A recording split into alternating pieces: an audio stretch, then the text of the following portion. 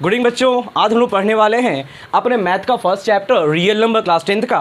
और हम लोग इस चैप्टर में बहुत बेसिक से बहुत अच्छी चीज़ों को समझेंगे। सबसे पहले हम ये समझते हैं कि रियल नंबर आया कहाँ से। तो रियल नंबर एक मैथमेटिशियन थे रेयान डेस्केट्स, उन्होंने निकाला था रियल नंबर के बारे में। ठीक है, अब हम ये समझते हैं कि रियल नंबर का यूज़ कहाँ होता है। जब हम मैथ पढ़ने की कोशिश करते हैं या मैथ को समझते हैं तो हम ये देखेंगे कि रियल नंबर, देखिए जो भी चीज़ आप पढ़ते हैं ना उसका कहीं ना कहीं आपके लाइफ में यूज़ होता है। ठीक है, तो हम लोग सबसे पहले टॉपिक को जब भी शुरू करेंगे तो दो चीज़ हर टॉपिक में होगी। पहले हम लोग उसके बेसिक को समझेंगे और रियल लाइफ से यूज़ को समझेंगे ताकि आप खुद के साथ उसको रिलेट कर सके। वैसे जनी बच्चे पूछते हैं ना कि सर जो आप ये पढ़ाते हैं इसका यूज़ कहाँ होता है, तो ठीक है, मैं आपको आपके उस क्वेश्चन का आंसर हर लेक्चर में दूंगा कि हम यूज़ कहाँ करते हैं। आइए हम देखते हैं कि यूज़ की बात करें तो रियल नंबर का यूज़ हमें हर जगह पड़ता है। जितने भी आप न्यूमेरिक्स पे काम करते हैं वो सारे क्या हैं, आपके नंबर बेस्ड हैं। और नंबर को एक ऐसे होल हम पढ़ते हैं रियल नंबर में। हम देखते हैं कि रियल नंबर का मतलब क्या होता है और कैसे काम करते हैं। अब देखिए, हम बेसिक इंट्रो की बात करें तो आप लोग बहुत सारे नंबर पढ़ते आए हैं आज तक। जैसे में क्या पढ़ते हैं आप पढ़ते हैं नेचुरल नंबर। तो नेचुरल नंबर क्या बोलते हैं आप नेचुरल नंबर को बोलते हैं all counting number are natural number. ठीक है, उसके बाद जब जीरो की डिस्कवरी हुई तो हम जीरो को इंक्लूड किए नेचुरल नंबर के साथ और तब हमने उसे नाम दिया होल नंबर। अब होल नंबर का अच्छा समझिए, हम होल नंबर को होल नंबर क्यों बोलते हैं, हम लोग होल नंबर को होल नंबर क्यों बोलते हैं, पर इस बात को समझते हैं। देखिए, होल नंबर क्या होता है, नाम से ही क्लियर है हमारा ना, होल मतलब पूरा। अगर आपको काउंटिंग नंबर दिया जाए और आपसे कहा जाए कि आप पूरा नंबर फ्रेम कर दीजिए, सारे नंबर को लिख दीजिए, आप नहीं लिख पाएंगे। क्यों? क्योंकि 1 से 9 तक डिजिट की हम बात करें तो उसमें आपका एक डिजिट मिसिंग है, दैट इज़ 0। अगर 0 नहीं होगा तो वैसे नंबर नहीं लिख पाएंगे जिसमें हमें या तो किसी यूनिट प्लेस की बात हो, टेंस प्लेस की बात हो, आप कहीं पे 0 आपको पुट करना हो, आप नहीं लिख सकते। तो 0 के इंट्रोडक्शन के बाद हम कहते हैं कि हमारा नंबर का जो कैलकुलेशन था, नंबर का यूज़ था, वो पूरा हो चुका है। ठीक है, दैट इज आपका ये हो गया होल नंबर। कब बोलते हैं उसको, जब ऑल काउंटिंग नंबर इंक्लूडिंग 0। ठीक है, अब देखिए, तो पहले हम क्या पढ़े, नेचुरल नंबर, होल नंबर आप जानते हैं, फिर आपका होता है रैशनल नंबर, वैसे नंबर जिसको हम p/q के फॉर्म में लिख सकते हैं और यहाँ पे q आपका नॉट इक्वल्स टू 0 हो तो हम लोग क्या बोलते हैं उसको, हम लोग बोलते हैं रैशनल नंबर। फिर हमारा होता है इरैशनल नंबर और फिर एक टर्म हम जानते हैं जिसको हम बोलते हैं इंटीजर। ये आप हर क्लास में पढ़ते आए होंगे। इंटीजर क्या होता है, all positive and negative numbers are term in integer. तो इंटीजर को डिनोट करते हैं हम लोग z से। ठीक है, चलिए तो देखिए, आपका हो गया नेचुरल नंबर, n से स्टार्ट करते हैं 1 2 3 9 तक। फिर आपका हो गया whole number, 0 including all counting number. ठीक है, चलिए बहुत अच्छी बात है। अब हम बात करते हैं, आपका हो गया रैशनल नंबर, आप जानते हैं। फिर आपका हो गया इंटीजर। ठीक है, ओके। तो अब हम देखते हैं कि जब इस सारे नंबर को हम कब तक अकेले पढ़ते रहेंगे, कब तक हम natural number, whole number, integer, rational, irrational बोलते रहेंगे। तो उस समय मैथमेटिशियन ने, रेयान डेस्केट ने एक वर्ड निकाला, दैट इज रियल नंबर। तो रियल नंबर क्या होता है, real number as a whole समझिए, हम उस सारे नंबर के कॉम्बिनेशन को एक फ्रेम में रख सकते हैं, that is your real number. जैसे में अगर हम बात करें, जैसे मैंने मेंशन किया है वेन डायग्राम, तो ये क्या है, जैसे देखिए समझिए बात को, वेन डायग्राम क्या होता है, हम उस चीज़ को समझ लेते हैं। देखिए कहता है, सबसे पहले आपका नेचुरल नंबर, जब नेचुरल नंबर में 0 इंक्लूड कर देंगे तो क्या हो जाएगा आपका, वो आपका हो जाएगा होल नंबर। उसके बाद होल नंबर के बाद आपका आता है इंटीजर, दैट इज z से डिनोट करते हैं उसको। इंटीजर के बाद आपका आता है rational number, that is q। और उसके बाद इन सबको जब हम एक साथ काउंट करते हैं, एक साथ लेकर, that is your real number, जिसको हम डिनोट करते हैं r से। तो ये क्या हो गया आपका, ये आपका हो गया रियल नंबर। आप क्या देख रहे हैं कि मान लीजिए ये आपका एक यूनिवर्स है, ठीक है, और बाकी के सेलेस्टियल बॉडीज एक दूसरे में इंक्लूडिंग है, वैसे आप काउंट कर सकते हैं। या यूँ समझिए कि रैशनल नंबर सारे को क्या करता है, कवर अप कर रहा है। तो आपने क्या देखा, सॉरी यहाँ पर रियल नंबर आपने क्या देखा कि रियल नंबर बाकी सारे टाइप्स के नंबर को अगर मुझे एक साथ कहना हो तो हम उनको रियल नंबर में ले सकते हैं, ताकि उन्हें अकेला अकेला हमें नहीं पढ़ना पड़े। अच्छा, अब हम इसके रेंज की बात करें तो ठीक है, हमने कह तो दिया कि हम सारे नंबर को लेते हैं। नंबर को लेंगे कहाँ से कहाँ तक, तो नंबर को लेना हमें होगा तो हम लेंगे -∞ से लेकर +∞ तक। जो भी नंबर आएंगे वो सारे क्या होंगे हमारे, वो सारे के सारे हमारे रियल नंबर होंगे। तो चलिए, ये तो आपका बेसिक इंट्रो था जो मुझे बताना था। और इसमें एक थ्योरम आता है जो इक्वलिटी डिवीजन लेमा है, जिसको सीबीएसई ने डिसकंटिन्यू कर दिया है आपके सिलेबस से। तो नेक्स्ट टॉपिक जो हमारा है, नेक्स्ट टॉपिक आपका है fundamental theorem of arithmetic. Fundamental theorem of arithmetic, हम उसके लिए दो चीज़ सीखेंगे। पहले वो थ्योरम क्या कहता है, हम उस चीज़ को समझेंगे। चलिए देखते हैं। जब भी मैं क्लास आपका लूँगा, मैं आपको बेसिक से पढ़ाऊँगा, और जब सारे कॉन्सेप्ट्स हमारे हो जाएंगे, एक बेसिक कॉन्सेप्ट और उसके एप्लीकेशंस, तो फिर हम एनसीईआरटी के सॉल्यूशन पे चलेंगे। उसके बाद भी क्वेश्चन आपसे नहीं बनती है तो आपके पास क्वेश्चन पूछने के फ्री हैं, आपके पास नंबर है, आपके पास हमारा ईमेल है, आप मैसेज कर सकते हैं, आप व्हाट्सअप कर सकते हैं, और डैम श्योर रहिए कि आपको इसका सॉल्यूशन मिल जाएगा। और फिर भी आपको दिक्कत हो, कोई कॉन्सेप्ट समझने में दिक्कत हो, तो आप कमेंट बॉक्स में फ्री हैं क्वेश्चन पूछने के लिए। ठीक है, आइए देखते हैं। तो आज हम लोग को फंडामेंटल थ्योरम पढ़ना है। तो आपका फंडामेंटल थ्योरम किस चीज़ पे बेस्ड है? देखिए, आपका फंडामेंटल थ्योरम ये कहता है कि कोई भी नंबर अगर वो कंपोजिट नंबर है तो उसको हम प्राइम फैक्टर के रूप में लिख सकते हैं।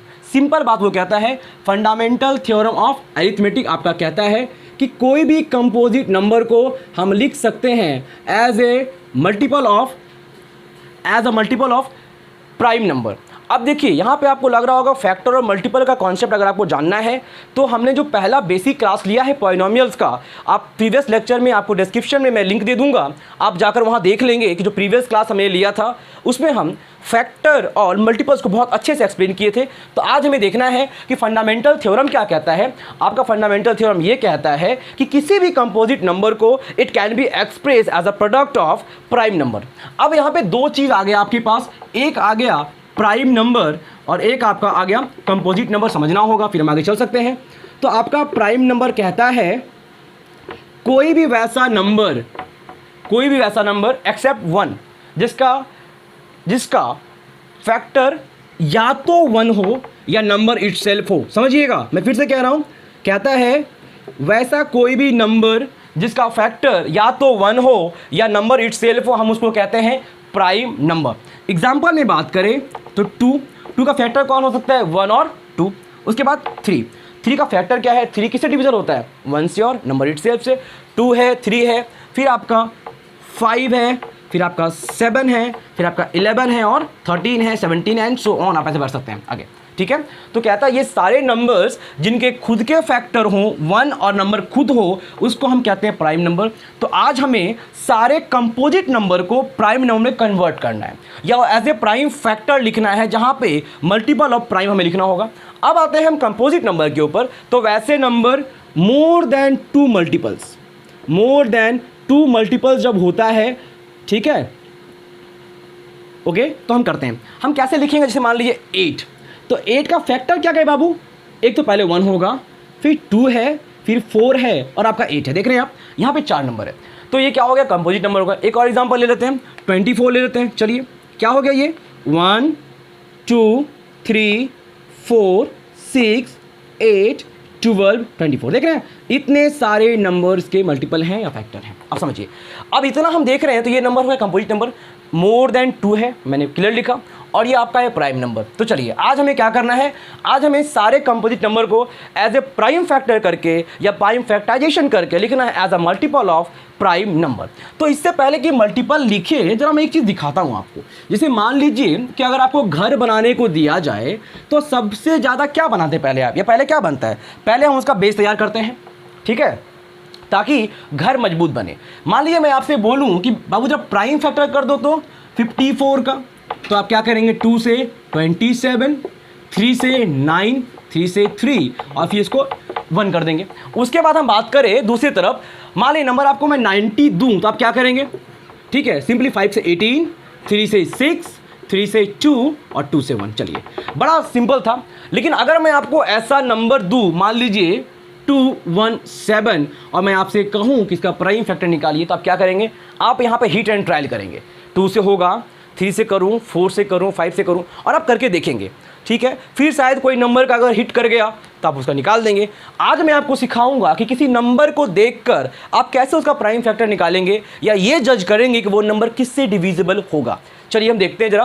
तो सबसे पहले कोई भी नंबर को प्राइम फैक्टर में तोड़ने से पहले हम ये समझेंगे कि उसकी डिविजिबिलिटी की कुछ रूल होती है, एक एक करके हम सीखेंगे। देखिए, अगर हमको लिखना है, आज हम पढ़ने वाले हैं डिविजिबिलिटी के बारे में, और बहुत ध्यान से आप समझिएगा इस चीज़ को कैसे काम करता है ये, ठीक है। देखिए, अगर हम बात करें डिविजिबिलिटी बाई 2, वैसे कोई भी नंबर जिनके एंड में या जिनके यूनिट प्लेस पे 0, 2, 4, 6 और 8 हो, वैसे कोई भी नंबर जिनके यूनिट डिजिट पे 0, 2, 4, 6, 8 इनमें से कोई भी एक नंबर हो तो वो नंबर हमारा क्या होगा, 2 से डिविजिबल होगा। एग्जाम्पल में हम ले लेते हैं, मान लीजिए आपको दिखाए थे नंबर, कोई बड़ा सा नंबर 5, 9, 2, 7, 4।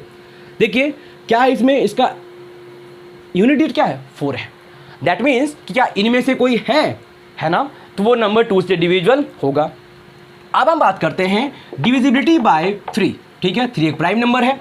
अगर हम इसकी डिविजिबिलिटी की बात करें तो इसका रूल कहता है कि if the sum of digit of a number is divisible by 3,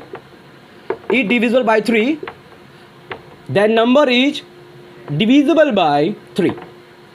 समझिए बात को, क्या कह रहा है कि अगर कोई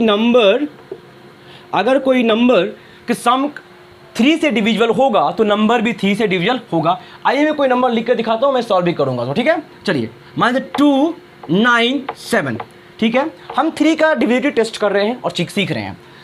अगर आप ऐड कीजिएगा तो क्या होगा, 2 + 9 + 7, तो कितना हो गया, 9 + 2 11, 11 + 7 18। क्या 18 आता है 3 के टेबल में? जी हाँ, बिल्कुल आता है। तो जब 18 आता है तो अब हम दिखाते हैं आपको कि जो मैंने बोला वो सही है या नहीं है। नंबर को लिखिए 2, 9, 7, 3 से कीजिएगा, 3 9 जा 27 और बच गया कितना, कैरी 2 और ये 7, फिर 27, तो 3 9 जा 27, ठीक है। फिर एक बार ऐड कीजिए, 9 + 9 18, फिर आता है 3 के टेबल में, फिर ये 3 से डिविजिबल होगा, तो क्या करेंगे, 3 से 32। फिर ऐड कीजिए 3 + 3 6, तो 3 से कीजिएगा तो मतलब डिविजन होगा वो कितने बार में, 11 टाइम्स में, और अब 11 से कर दीजिए तो हो गया। कोई दिक्कत यहाँ तक? तो आपने क्या सीखा अभी, आपने सीखा है divisibility bye 2 and divisibility bye 3, ठीक है। यहाँ तक कोई दिक्कत? चलिए अब हम जब देखते हैं, इससे तो आगे बढ़ते हैं, ये तो बहुत बेसिक चीज़ था। आज हम सारे नंबर का अप्रॉक्स 11 तक हम सीख लेंगे आज, ठीक है। चलिए, अब आपसे कहता है अगर हमें देखना हो तो डिविजिबिलिटी बाय 4, तो हम क्या करेंगे, ठीक है। मैं आपको समझा रहा हूं, आपको इसका डिस्क्रिप्टिव नोट्स आपका डिस्क्रिप्शन बॉक्स में मिल जाएगा, लिंक आपको दूंगा मैं, आप वहां से डाउनलोड कर सकते हैं, हैंड रिटन नोट्स आपका। अगर हम बात करें डिविजिबिलिटी बाय 4 तो कहता है कि लास्ट 2 डिजिट, नंबर के last 2 digits are divisible by 4, last 2 digits are divisible by 4, then number is divisible by 4, ठीक है। तो क्या होगा कि आपका नंबर भी 4 से डिविजिबल होगा, ठीक है। तो आपका नंबर भी 4 से डिविजिबल होगा। जैसे मैं दिखाते हैं, मैं आपको, मानिए नंबर लिखते हैं 4, 2, 6, 4। चलिए, लास्ट 2 डिजिट क्या है इसका, 64, ठीक है। क्या ये 4 के टेबल में आता है, 16 टाइम्स में आता है। मतलब कि मैंने क्या बोला कि अगर किसी डिजिट का किसी नंबर का लास्ट 2 डिजिट 4 के टेबल में आता हो तो वो नंबर क्या होगा, वो नंबर आपका 4 से डिविजिबल होगा। आइए हम उस चीज़ को देखते हैं, जस्ट चेक करते हैं। हो गया आपका 4, 2, 6, 4, ठीक है। डिवाइड कीजिएगा इसको, 4 से ही करते हैं, 4 1 जा 4, बच गया 2, ठीक है।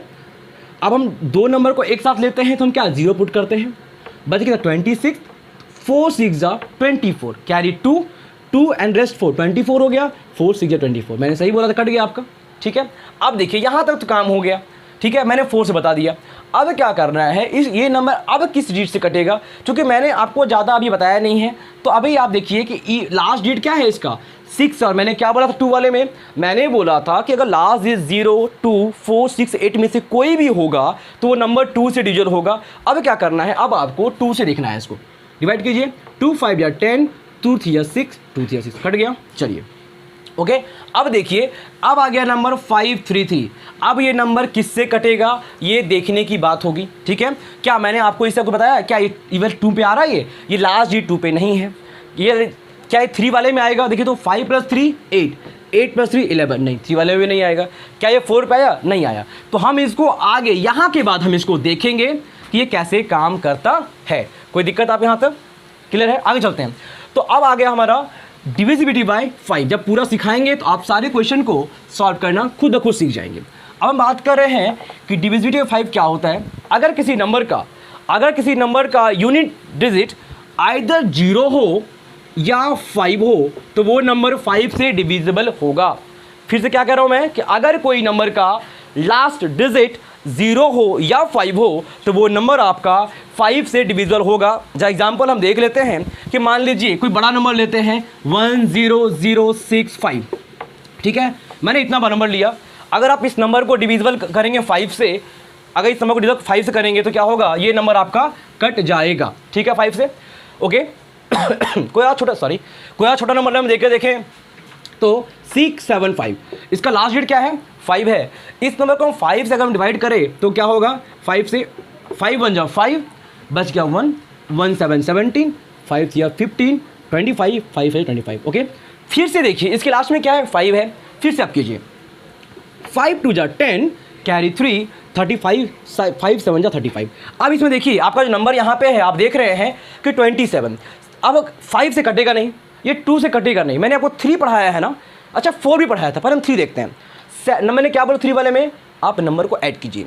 जब नंबर को आप ऐड कीजिएगा तो 7 + 2 क्या होगा? 9 होगा, और 9 आपके 3 के टर्म में आता है, तो मतलब हम इसको 3 से डिवाइड कर सकते हैं। तो 3 9 जा 27, 3 से 3, चलिए हो गया। तो अभी तक क्या सीखे आप डिविजिबिलिटी बाय 2 सीख लिए, 3 सीख लिए, 4 सीख लिए, 5 सीख लिए। अब आते हैं डिविजिबिलिटी बाय 6। हम 6 को समझते हैं। आखिर बिना आप बेस को सीखे कैसे प्राइम फैक्टर कीजिएगा आप? तो आपको ये सीखना पड़ेगा ना। अगर आपको आता है तो अच्छी बात है, नहीं आता है, आप फर्स्ट टाइम भी मैथ पढ़ रहे हैं तो भी आपको समझ में आना चाहिए। तो डिविजिबिलिटी बाय 6 क्या कहता है कि if a number is divisible bye 2, अगर कोई नंबर आपका डिविजिबल हो, किससे? 2 से हो, 2 और 3, ठीक है, 2 और 3 दोनों से अगर डिविजिबल हो तो वो नंबर, ठीक है, then number is divisible by 6, मैं दिखाऊंगा आपको एग्जांपल के साथ।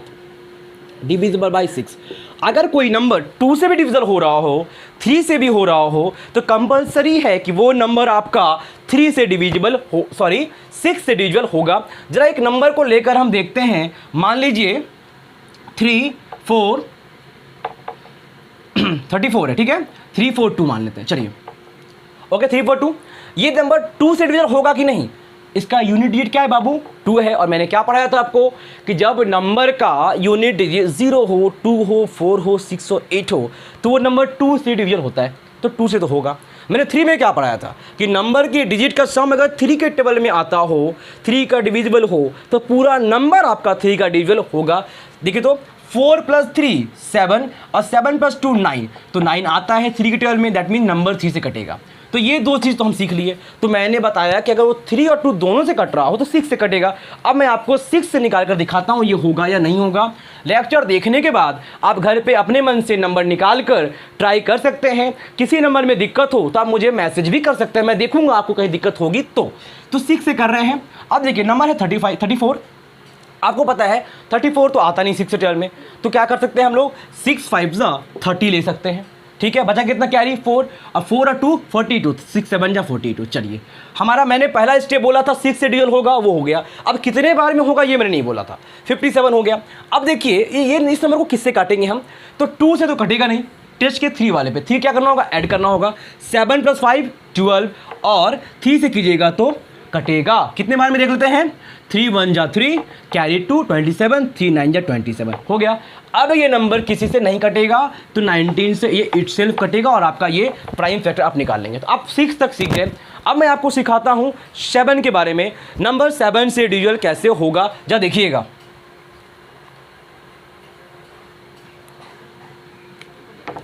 ओके, अब हम बात करते हैं नंबर 7 से कैसे कटेगा। तो 7 में क्या करना है, ध्यान से समझिएगा, ठीक है। 7 के लिए क्या करना है आपको? कोई नंबर में दे रहा हूं आपको, ठीक है। मान लीजिए आपके पास मैं लिख देता हूं, ठीक है, 217, जो मैंने एग्जांपल शुरू किया था इसी चीज से, 217। तो आपको क्या करना है, आपको कोई नंबर आपको चेक करना हो, ठीक है। देखिए 2 पे तो फिर बैठेगा नहीं, 2 पे नहीं बैठेगा, लास्ट डिजिट 2 नहीं है। 3 पे भी नहीं आएगा, बिकॉज नंबर को आप ऐड करेंगे तो 3 के टर्म में 7 + 1 8, 8 + 2 10, तो 3 भी काम नहीं करेगा। 4 वाले पे आते हैं तो देखिए लास्ट का 2 डिजिट 17 है, 4 टर्म नहीं आता है, 4 भी नहीं आएगा। 0 और 5 नहीं है तो 5 भी नहीं आएगा, और 3 और 2 से नहीं है तो 6 भी नहीं आएगा। अब बचा क्या, 7 मेरे पास। तो ये आप कैसे सीखेंगे, तो मैंने क्या बोला कि ऐसा कीजिए, आप यूनिट डिजिट को उठाइए, ठीक है। आप इसके यूनिट डिजिट को लिए क्या है भाई, 7 है। इस यूनिट डिजिट को आप 2 से इंटू कीजिए, कितना हो गया बाबू, हो गया 14, ठीक है। 7 2 जा 14। अब क्या करना है, ये जो नंबर आपका आया इस नंबर को बाकी बचे नंबर में माइनस कीजिए। कैसे करेंगे, 21 बचा था ना 7 को निकाल लेने के बाद, यूनिट डिजिट को हटा देने पे क्या बचा 21। तो मैंने क्या बोला, यूनिट डिजिट को लीजिए, 2 से मल्टीप्लाई कीजिए और बाकी बचे जो नंबर थे उससे माइनस कीजिए। कितना आ गया 7। और जो नंबर आया, अगर वो नंबर 7 के टेबल में आता है तो वो नंबर 7 से कटेगा। कैसे, मैं दिखा रहा हूँ, फिर मैं एक नंबर और दूंगा आपको, अभी फिर से रिपीट करूंगा, आप समझिएगा इस चीज़ को। ओके, तो कहता है 217 हम देखते हैं, ठीक है। 7 से 7 3 जा 21, 7 1 जा 7। अब ये आगे किससे कटेगा हम उस पर विचार करेंगे, हम उसको भी देखेंगे, लेकिन अभी हमें क्या देखना है, ये 7 से कट गया ना, ठीक है। एक एग्जांपल आप और देखिए, ठीक है। मानिए 6 3 7, ओके 6 3 7। अब ऐसा मत सोचिएगा कि हम यूनिट डिजिट 7 ही क्यों ले रहे हैं, ऐसा कोई जरूरी नहीं है, आप कुछ भी ले सकते हैं, ठीक है। देखिएगा, समझिए, समझते हैं, ओके। तो कहता है कि ये नंबर 7 से कटेगा कि नहीं। यूनिट डिजिट क्या है बाबू, 7 है। यूनिट डिजिट को लीजिए, उसको 2 से मल्टीप्लाई कीजिए, कितना हो गया 7 2 जा 14।